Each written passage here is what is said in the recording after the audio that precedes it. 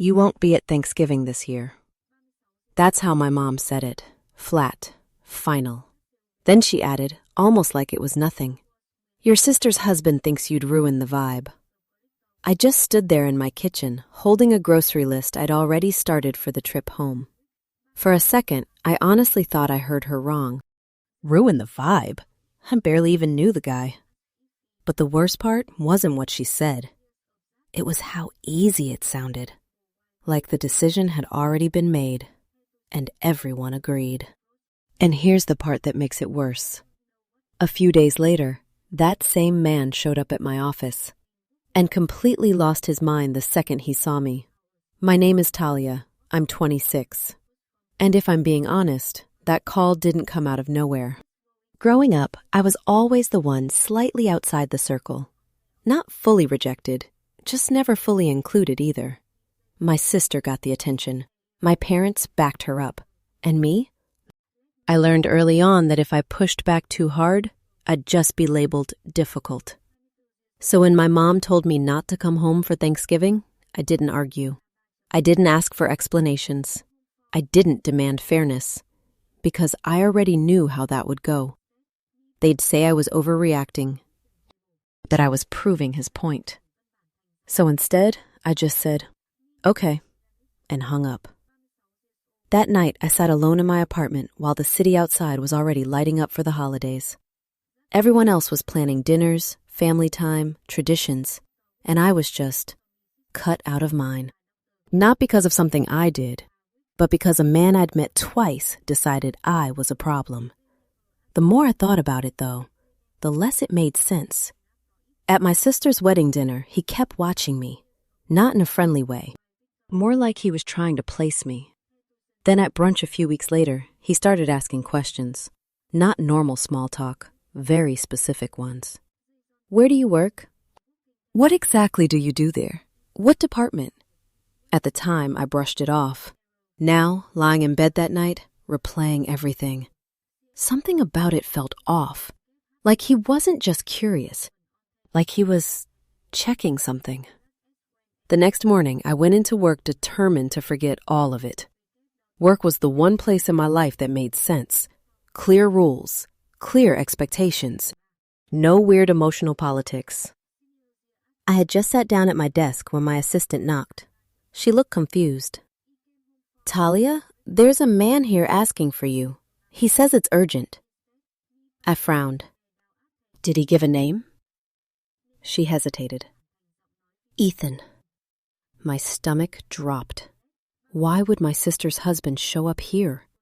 For a second, I thought something happened to my family. An emergency. An accident. But when I walked out to reception and saw him, I knew immediately that wasn't it.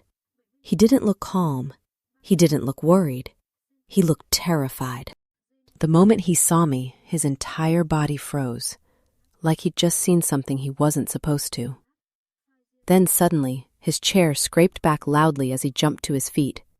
People around us started turning, watching, and he just stared at me. Wide eyes, pale face. No, this can't be right. I stopped a few steps away, completely confused. "Why are you here?" He didn't answer right away. His eyes were darting around the office.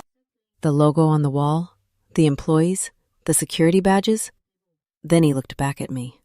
You work here?" "Yes." His voice dropped. "You're Talia. Talia Morgan?" I nodded slowly. "Yeah, what's going on?" And that's when everything changed. Because his face didn't just go pale. It collapsed. Like everything he'd been trying to avoid just hit him all at once. "Oh my God," he whispered. "Your sister didn't know." Now I was annoyed. "Didn't know what?" He swallowed hard. "She didn't know you're the one investigating my company." And just like that, everything clicked. Every weird look, every question, every ounce of tension I couldn't explain. It all made sense. I crossed my arms. "So you told my family I'd ruin Thanksgiving? Because you were scared of me?" He looked down, didn't even try to deny it. I just needed distance, he said quickly. If you started asking questions, if you connected things, I could lose everything. There it was. My own family cut me off. Not because I did anything wrong, but because he was afraid I'd find out the truth. Here's the part he didn't know, or at least didn't want to believe. I held his gaze, calm, steady. Ethan, I said, we already connected the dots. His head snapped up. What? Your company came up in an audit last week. We've already pulled the records. I watched the exact moment it hit him. His breathing changed. His hands started shaking. The confidence he had at my sister's wedding? Gone. Replaced with pure panic. You're going to report it, he said quietly. I didn't answer right away. I just looked at him. Really looked at him. This man who walked into my family and pushed me out like I didn't belong, all to protect himself. Then I said the only thing that mattered. That depends on what we find. Silence. Heavy, crushing silence. But if I were you, I added, I'd start preparing. He didn't argue, didn't defend himself, didn't try to spin it. He just stood there, like someone realizing the consequences were already in motion. Then, after a long pause, he nodded, muttered something that sounded like an apology, and walked out, slowly, like he knew there was no way out of what was coming. The second the door closed, my assistant turned to me, eyes wide. Do I even want to know? I shook my head. Not today. That night, I was back in my apartment. Same silence, same city lights outside. But everything felt different, because now I understood. They didn't push me away because I was difficult. They didn't exclude me because I didn't fit in. They did it because I made someone uncomfortable. Not with my personality, but with the truth. And that kind of discomfort, it doesn't come from who you are. It comes from what they're hiding. I didn't call my family. I didn't explain anything.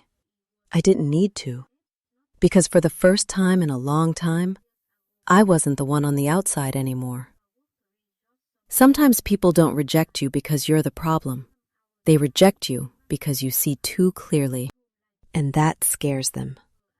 So let me ask you, if your own family chose someone else over you, without even hearing your side, would you still go back? Or would you walk away for good?